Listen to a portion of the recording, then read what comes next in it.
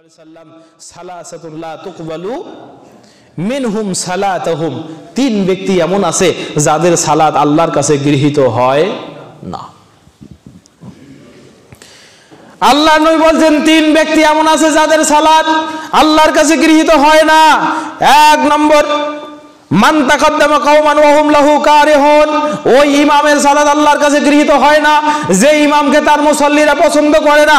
দ্বিতীয় নম্বর ব্যক্তি হলো ওয়া রাজুলুন আতাস সালাত দিবারান, ওই ব্যক্তির সালাত আল্লাহর কাছে যায় না যে ব্যক্তি দিবারে সালাত আদায় করে। আর দিবার হলো আনতা আইয়াতিয়াস সালাতা বিআখির ওয়াক্তিহা আও আনতাফুতিহা, ওই ব্যক্তির সালাত আল্লাহর কাছে গৃহীত হয় না যে ব্যক্তির সালাতের একেবারে শেষ সময় সালাত আদায় করে, সালাতের ওয়াক্ত ছুটে যাওয়ার পরে সালাত আদায় করে, ওই ব্যক্তির সালাতও আল্লাহর কাছে গৃহীত হয় না। আর একটা হলো ওয়া ইমরাতান সাখাতাত আলাইহি বালাহা বাতা লাইলাতান ওয়া সাখাতা আলাইহি আলাইহা বালাহা, ওই মহিলার সালাত আল্লাহর কাছে গৃহীত হয় না যে মহিলা রাত্রিতে ঘুমায়, সালাত আদায় করে কিন্তু তার স্বামী তার উপরে নাখোশ হয়ে ঘুম পাড়ে, তার স্বামী তার বেটার হাফ তার উপরে নাখোশ হয়ে রাত্রি যাপন করে। আর সে যদি সারা রাত সালাত আদায় করে, ওই মহিলার এক ওয়াক্ত সালাত একটা সাজদাও আল্লাহর কাছে গৃহীত হবে। আমার মায়েরা সাবধান, আল্লাহ নবী অপর হাদিসে বলছেন সালাসাতুন লা তুকবালু সালাতুহুম আলা রুসিহিম, তিন ব্যক্তির নামাজ মাথার উপরে উঠে না। এক নম্বর আব্দুন আবেক, ওই গোলাম যে তার মুনিবকে ফাঁকি দিয়ে অন্যত্র চলে গেছে, ওই গোলামের সালাত আল্লাহর কাছে কবুল হবে না। ওয়া ইমামুন আও মাকা আম্মা কওমান ওয়া হুম লাহু কারিহুন, ওই ইমামের সালাত গৃহীত হবে না যে ইমামের প্রতি তার মুক্তাদিগণ নাখোশ। ওয়া ইমরাতান বাতা লাইলাতান ওয়া ইমরাতান সাল্লা লাইলান ওয়া বালাহা বাতা ওয়া আলাইহা সাকিতুন, আর তার স্বামী তার উপরে নাখোশ হয়ে আছে অথচ সেই মহিলা সারা রাত সালাত আদায় করছে, তার সালাতও আল্লাহর কাছে গৃহীত হবে না। আমি যে কারণে হাদিসটি শোনালাম, ওয়া রাজুলুন আতাস সালাতা দিবারান, ওই ব্যক্তির সালাত আল্লাহর কাছে গৃহীত হয় না যে তার সালাতে ওয়াক্ত শেষ। সমস্ত নবীদেরকে আমি করেছিলাম, বানিয়েছিলাম আইম্মাতান ইয়াহদুনা বিআমরিনা, তারা হবে আমার আদেশ বাস্তবায়নের ইমাম। কার আদেশ বাস্তবায়নের ইমাম? আল্লাহর আদেশ বাস্তবায়নের ইমাম হবে নবীগণ। এরপরে আল্লাহ বলেন ওয়া আওহাইনা ইলাইহিম, তাদেরকে আমি ওহী দিলাম, প্রত্যাদেশ দিলাম, আদেশ দিলাম ফিলাল খায়রাত, যে পৃথিবীর জমিনে তোমরা ভালো ভালো কাজগুলো করবে, ওয়া ইকামাস সালাত, নামাজ প্রতিষ্ঠা করবে, ওয়া ইতাআজ যাকাত, যাকাত প্রতিষ্ঠা করবে, ওয়া কানু লানা আবিদিন, আর আল্লাহ বলেন সব নবী ছিল আমার ইবাদত গুজার। তবে নবীদের যে মৌলিক কাজ সেটা হলো আল্লাহর আদেশ বাস্তবায়ন করা, এরপরে যে কাজ সেটা হলো সালাত প্রতিষ্ঠা করা, এরপরে মালি ইবাদত হিসেবে যাকাত দেয়া। পৃথিবীর সব নবী ছিলেন সালাতের পাবন্দ, সালাত প্রতিষ্ঠাকারী। সেই আল্লাহ বলছেন সব নবীর উপরে সালাত দিলাম, কিয়ামত পর্যন্ত যত মানুষ পৃথিবীর জমিনে আসবা সব মানুষের প্রতি আমার আদেশ, ওয়ামুর আহলাকা বিস-সালাতি ওয়াসতাবির আলাইহা, ওয়ামুর আহলাকা বিস-সালাত, নিজে সালাত কায়েম করো, তোমাদের পরিবার পরিজনকে সালাতের আদেশ দাও, ওয়াসতাবির আলাইহা, নিজে সালাতের উপরে ইস্তেকামত থাকো, লা নাসআলুকা রিজকা নাহনু নারযুকুকা, আমরা তোমার কাছ থেকে রিজিক চাই না, আমি তোমার কাছ থেকে রিজিক চাই না, বরং আমি আল্লাহ তোমার রিজিক দাতা। সালাত আদায় করলেই তার রিজিকের কমতি হয়ে যাবে, এই ভয় মানুষের আছে না নাই? সালাত আদায় করে কিষান, তাই মুনির তাকে কাজে নেয় না।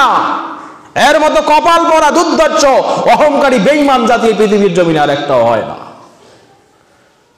এজন্য কিষান মানুষ শুক্রবার কাজ করাই বন্ধ করে দিয়েছে। বিচার দেয় হুজুর সারাদিন দিনে 5 বার মসজিদে যাইতে পারি না, 5 ওয়াক্ত নামাজ হয় না, অন্যের বাড়িতে কাজ করি,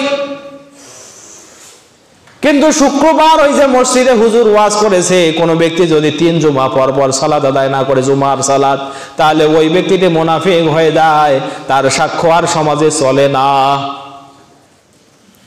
এই ওয়াজ শোনার পরে ওরা এখন মনে করে শুক্রবারও যদি নামাজে না যায় তাহলে তো আমি একে বেঈমান আবার মুনাফিক। আবার শুক্রবার যদি মসজিদে আসে, যার বাড়িতে কাজে যায়, সে আবার বলে মসজিদে যাওয়া যাবে না। নিজে আবার ইমানদারি সুফি দরবেশের বড়াই করে, কিন্তু যাকে কাজে লাগালো তাকে সালাতে আসতে দেয় না। এজন্য ওই খ্রিস্টান মানুষটা কষ্ট হলেও শুক্রবার অন্যের বাড়িতে কাজে যায় না, জুমাতে আসার চেষ্টা করে। শুক্রবার ওই লোকটা খাবে না, আল্লাহ তো তাকে সম্পদ দেয়নি, তো কি খাবে সে?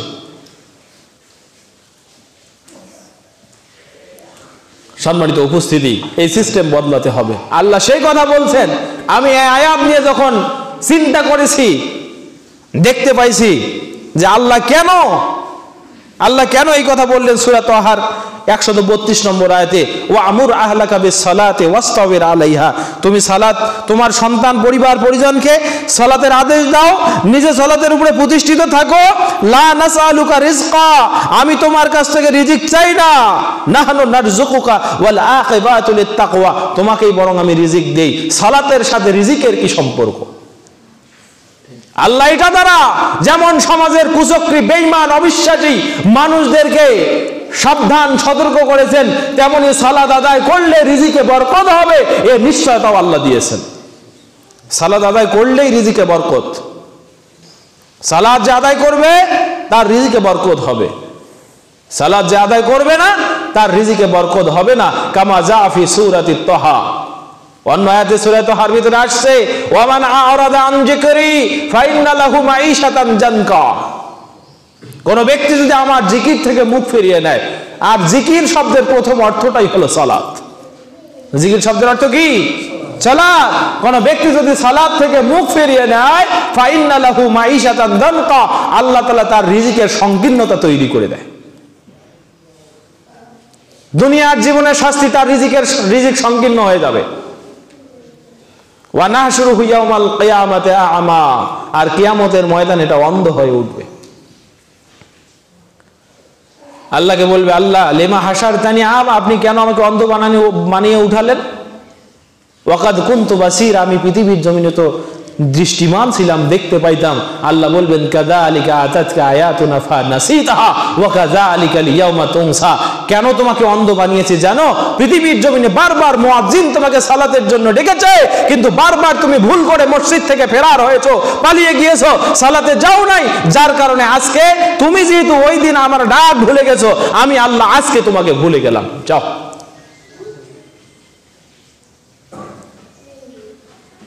সম্মানিত উপস্থিতি, এজন্য বলছি সালাত ত্যাগ করার বিষয় নয়, বরং সালাত ধরে রাখার বিষয়। হাদিসের ভিতরে নাই গেলাম, হাদিস তো বলছে মান তারাকাস সালাতা ফাকাদ হাদামাদ দ্বীন, যে সালাত ত্যাগ করলো সে দ্বীনকে ধ্বংস করে ফেললো। সালাত আদায় যে করে না, মুহাদ্দিসিনে কেরাম বলছে তাকে তোমরা কাফের বলো। তার কারণ রাসূল বলেছেন তাকে কাফের, তুমিও বলো তাকে কাফের। সালাত যারা আদায় করে না সে কাফের। ওর বাবা যদি হাজী হয়, ও মা যদি আলেমা হয়, হাজী হয়, সমাজের একেবারে বড় মুসলমানের খাতায় যদি তাদের নামও থাকে, ওই সন্তান যদি সালাত আদায় না করে, বাবার উচিত হবে তাকে কাফের বলে সম্বোধন করা, মায়েরও উচিত হবে তাকে কাফের বলে সম্বোধন করা, গোটা সমাজের মুসলমানদের উচিত হবে তাকে কাফের বলে সম্বোধন করা। বলবেন হুজুর ফতোয়া তো এবার গরম হয়ে গেল। ফতোয়া তো গরমই, যে নামাজ আদায় করে না সে কট্টর কাফের।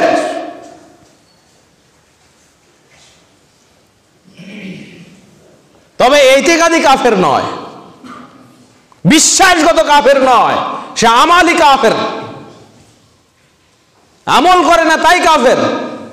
আবার যদি জিজ্ঞেস করেন সালাত আছে বিশ্বাস করো না নাই, কয় হ্যাঁ বিশ্বাস করি কিন্তু পড়তে পারি না, এটা হলো আমালি কাফের। যদি বিশ্বাস করেন সালাত আছে জানো কি না, যদি বলে না সালাত আমি মানি না তাই পালনও করি না, ওটা হলো ইতিকাদি কাফের, বিশ্বাসগত কাফের।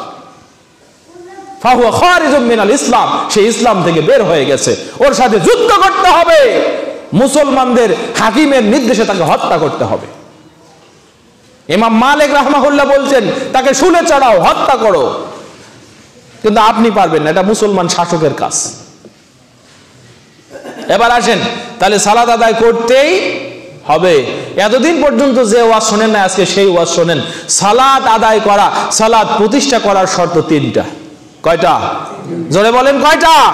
তিনটা শর্ত। তিন শর্তে সালাত প্রতিষ্ঠিত হয়। তিন শর্ত যারা পালন করতে পারে না, ব্যক্তিগতভাবে সালাত আদায় করলেও তার জীবনে সালাত প্রতিষ্ঠার কোনো আন্দোলন হয় না, সালাত প্রতিষ্ঠায় তার কোনো ভূমিকা থাকে না। শুনতে রাজি আছেন না নাই? এক, সালাত প্রতিষ্ঠা করতে হবে লে ওয়াক্তিহা, নির্দিষ্ট সময়। কখন? সালাত প্রতিষ্ঠার প্রথম শর্ত হলো সালাত নির্দিষ্ট সময়ে আদায় করতে হবে। অন্য সময়ে সালাত আদায় করলে সালাত হয়তো আদায় না করার গুনাহ কেটে যায়, কিন্তু সালাত প্রতিষ্ঠা করা হয় না।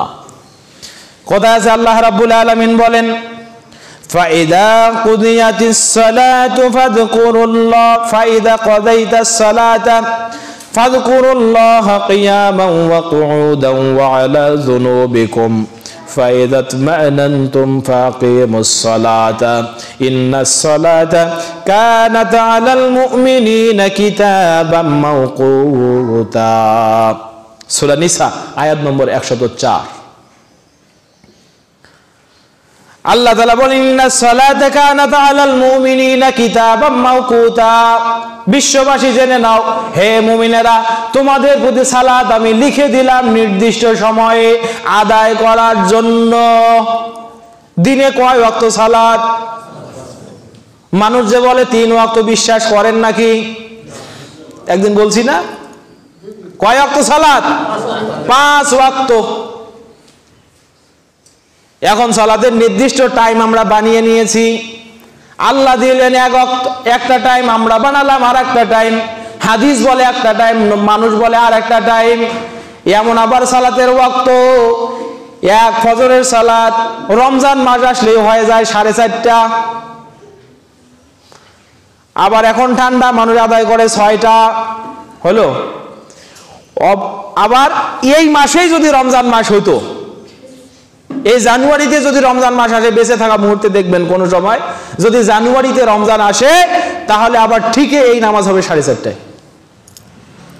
নাউজুবিল্লাহ বলবেন না, মনে হয় বুঝেন নাই। এখন দেখেন মসজিদে সালাত আদায় করছে 6টায় বা পৌনে 6টায়।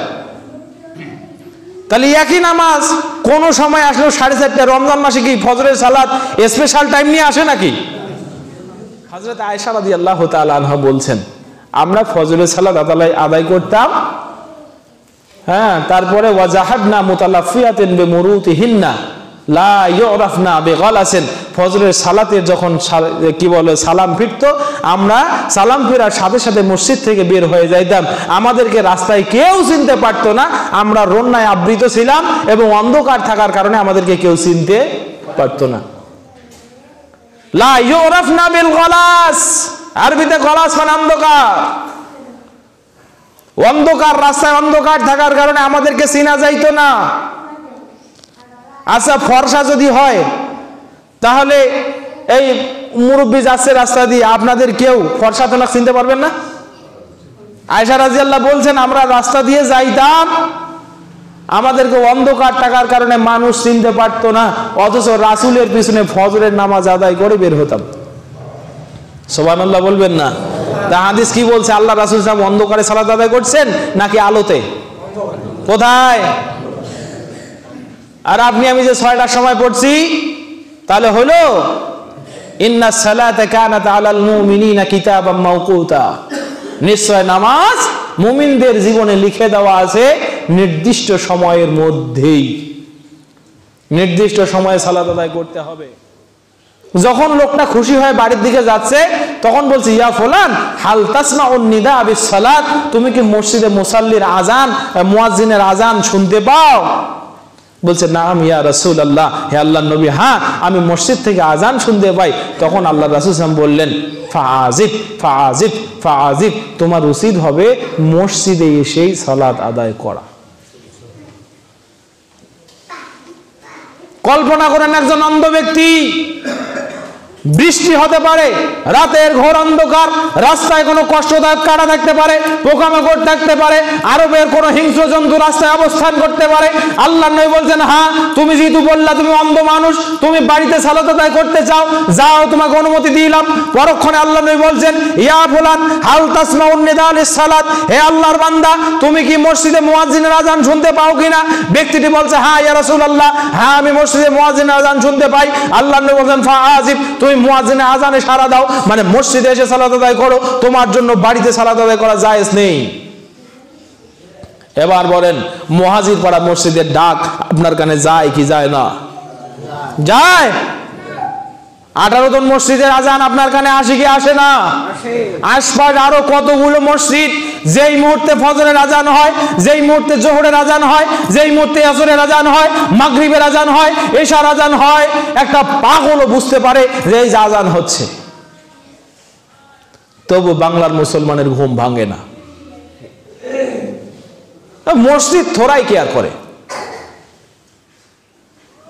আবার কত সুন্দর মসজিদ, এই মসজিদ নিয়ে বাহাদুরির শেষ নাই। কত সুন্দর মসজিদ, এই মসজিদ নিয়ে বাহাদুরির শেষ নাই। অথচ আল্লাহর কসম করে বলছি, এই মসজিদ আপনার বিরুদ্ধের সাক্ষী। এই মসজিদের এই প্রতিটা বালুকণা, বিন্দু বিন্দু বালিকণা সবটাই আপনার জীবনের জন্য কিয়ামতের ময়দানে আপনার বিপরীতে সাক্ষী দেবেই দেবে, আল্লাহর ওয়াদা। প্রমাণ 99 নম্বর সূরায় জিলজাল মাঝখানের 5 নম্বর আয়াতটি পড়ে দেখেন। পৃথিবীর প্রতিটি ধূলিকণা আপনার পক্ষের কিংবা বিপক্ষের সাক্ষী। সেইভাবেই বলছি, এই মসজিদে যদি আপনি 5 ওয়াক্ত নামাজের সাড়া না দেন, সামর্থ্য থাকা সত্ত্বেও এই মসজিদের ধূলিকণা, এই মসজিদের প্রতিটা টাইলস, এই মসজিদের প্রতিটি ফ্যান, এই মসজিদের প্রতিটি লাইট, মসজিদে আস্থা পরে যা দেখা যায়, অবলোকন করা যায়, সবটাই আপনার জীবনের বিপক্ষে সাক্ষ্য দেবেই দেবে, দেবেই দেবে। এটা আল্লাহর কথা, আমি বানিয়ে বলছি না, আল্লাহ বলেছেন। তাহলে আরো অনেকগুলো হাদিস আছে, আমি বলছি না, এই একটি হাদিস থেকে আপনাকে বোঝাতে চেষ্টা করলাম, আপনার সালাত প্রতিষ্ঠিত হবে জামাতে নাকি একা একা? কোথায়? জোরে বলেন, কোথায়? জামাতে। এবার আসেন 3 নম্বর শর্ত, লিইতিবারি কাইফিয়াত সালাতুন নবী সাল্লাল্লাহু আলাইহি ওয়াসাল্লাম। 3 নম্বর শর্ত হলো, আপনার সালাত প্রতিষ্ঠিত হবে তখনই যখন আপনার সালাতটা বিশ্বনবীর দেখানো সুন্নাহ অনুযায়ী হবে, নচেত সালাত হবে না। প্রথম যে 2টা গুণের কথা বলছি, কোন ব্যক্তি নির্দিষ্ট সময়ে সালাত আদায় করতে পারে নাই, অন্য সময় সালাত আদায় করেছে, এই ব্যক্তি সালাত ত্যাগ করার যে গুনাহ, এই গুনাহ থেকে বেঁচে যাবে। কোন ব্যক্তি সালাতে আদায় করতে পারে নাই, একা একা সালাত আদায় করেছে অন্য সময়ে, তবু ওই ব্যক্তিটার 1 গুণ সওয়াব হবে, তাসবিহ তাহলিল করার জন্য যে সওয়াব সেটা হবে, কিন্তু জামাতের যে 27 গুণ সওয়াব, এইটা থেকে সে বঞ্চিত হবে। কিন্তু কোন ব্যক্তির সালাত যদি রাসূল সাল্লাল্লাহু আলাইহি ওয়াসাল্লামের সুন্নাহ অনুযায়ী না হয়, ফাসালাতু ফাসিদা ফাসালাতু ফাসিদা ফাসালাতু ফাসিদা, তার ওই ব্যক্তির সালাতটা নষ্ট হয়ে যাবে।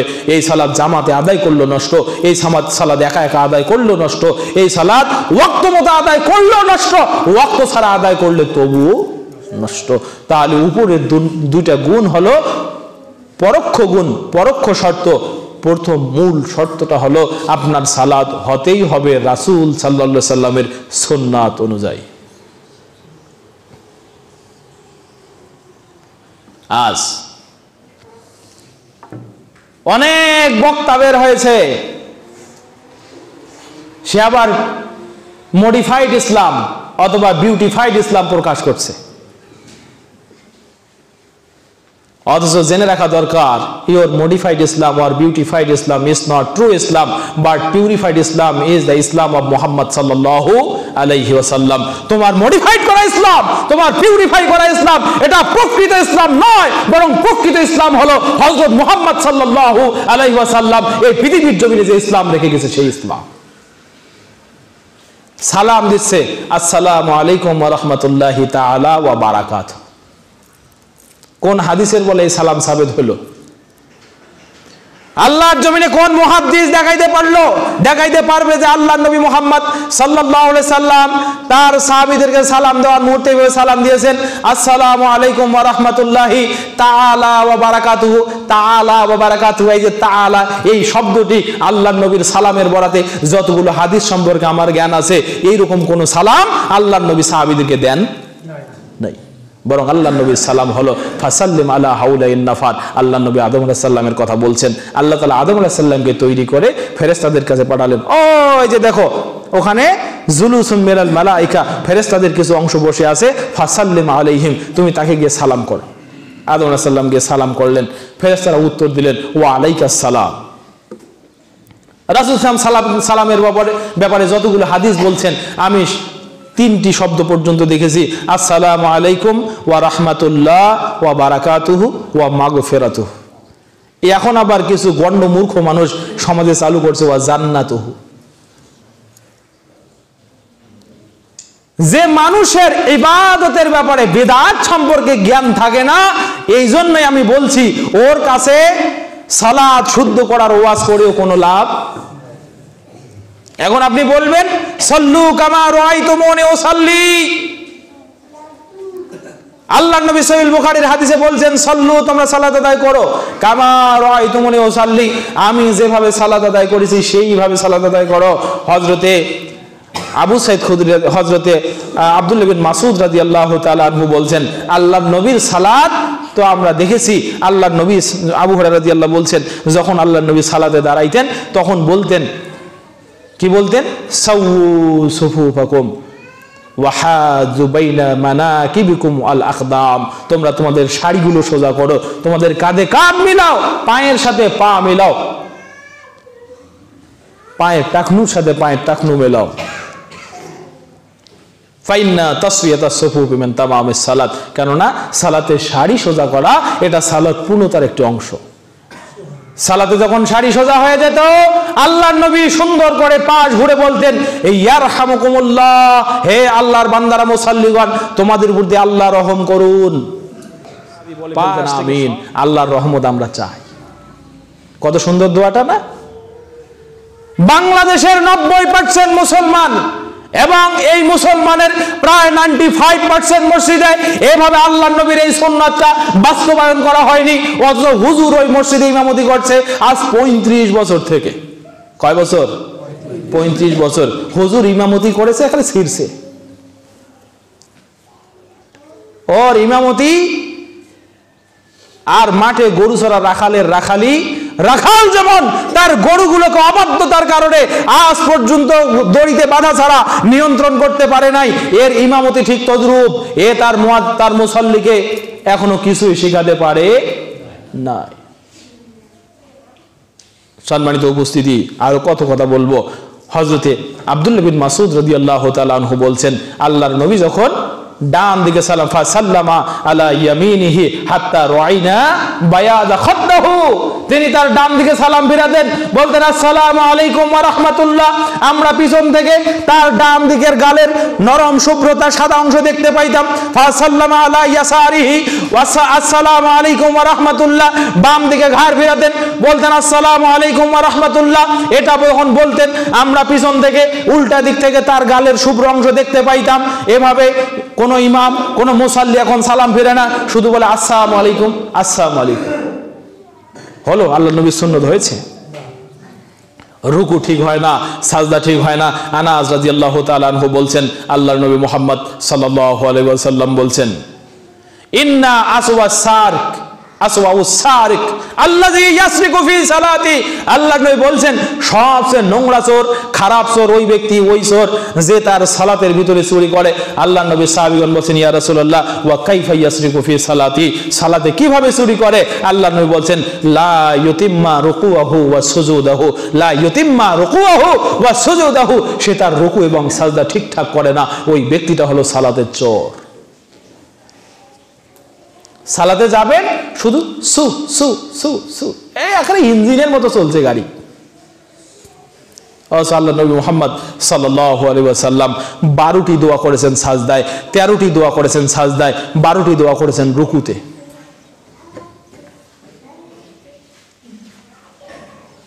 সালাত দেখবেন কি 2 রাকাত সালাত আদায় করতে ও 6 রাকাত শেষ।